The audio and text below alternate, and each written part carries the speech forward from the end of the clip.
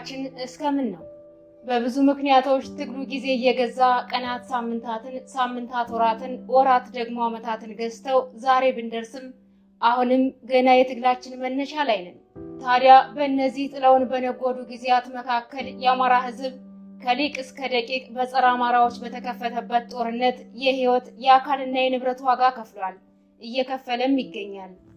ቤቱን ንብረቱንና ቄውን ጥሎ ከዘመተው ፋኖ መካከል በርካታ የአማራ የቁርጥ ቀን ጀግኖቻችን በየጦር ሜዳው አጥተናል፣ እያጣንም ነው። በርካቶች ለወጡለት ዓላማ ሲሉ ውድ ህይወታቸውን መስዋዕት አድርገው የትግል አደራ ሰጥተውን አልፈዋል።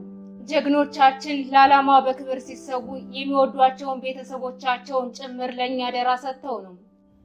በዚህ መነሻ ምክንዮ ፍጹም መዘንጋት የሌለብን ነገር እያንዳንዳችን የሰማዕት አርበኞቻችን ባላደራዎች ነን። አብዝተው የሚሳሱላቸውን ቤተሰቦቻቸውን እንደ ንጋት ጮራ የሚናፍቁትን የአማራ ነጻነትና ውድ ህይወታቸውን የከፈሉለትን ትግል አደራ ሰጥተውናል።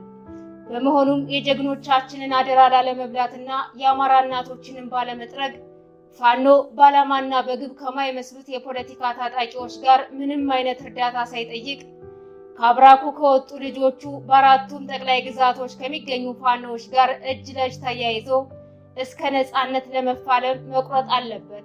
የመዋጋት ተፈጥሯዊ አቅሙም ሆነ ለውጊያ ይዞት የተነሳው ፍትሃዊ ምክንያት ደግሞ ለዚህ መሰረት ነው። ይሁን እንጂ ሁሉ ነገራቸውን ትተው ሊሞቱለት ከፊት የተሰለፉ የቁርጥ ቀን ጀግና ልጆቻቸውንና አደረጃጀቶችን በመግፋት ስም በማጥፋትና በማሸማቀቅ ከአገዛዙ ባልተናነሰ ከአማራ ጠላቶች ጋር በመሞዳሞድ የሚገኝ ፖለቲካዊም ሆነ ወታደራዊ ጥቅም ፈጽሞ የለም። ይህንን በመረዳትና ራስ በቅ በመሆን አማራው ከጫፍ እስከ ጫፍ አንድ ላይ ቆሞ የአባቶቻችንን ታሪክ መድገም ይገባናል። አማራው የማሸነፍ እንጂ የመሸነፍም ሆነ አጀንዳ የመቀበል ታሪክ ፈጽሞ አልነበረውም፣ ዛሬም ሊኖረው አይገባም። ጠላትን የመለየት ችግር ሊኖረን አይገባም። ወያኔ ከአገዛዙ ያልተናነሰ የአማራ ጠላት እንጂ ወዳጅ አይደለም።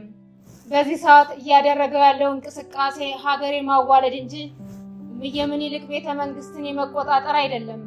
የአማራ ትምህርቶችን ነጥቆ የራሱን ሽራፊ ሀገር ለመገንባት ከሚቋምጥ ኃይል ጋር መተባበር ታሪካዊ ስህተት ነው።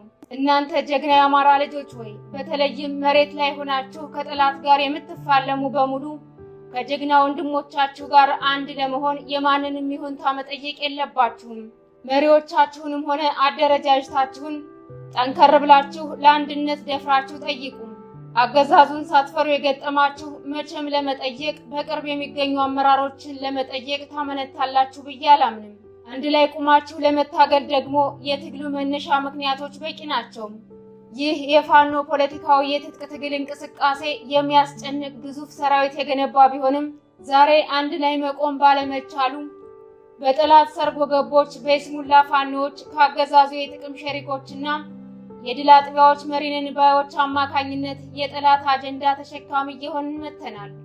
ዛሬ ላይ እነዚህን መሰል ጠላቶች በስፋት በየአቅጣጫው በመፈልፈላቸው ምክንያት ትግላችን ጊዜ እየገዛ አሁን የደረስንበት ላይ ቁመናል። የቱንም ያክል አያሌ ዋጋ ብንከፍልም ቀናቶች ሳምንታት ወራቶችን ገዝተው ወራቶች ደግሞ ዓመታትን የገዙ ቢሆንም ዛሬም የትግላችን መነሻ ላይ ቁመናል።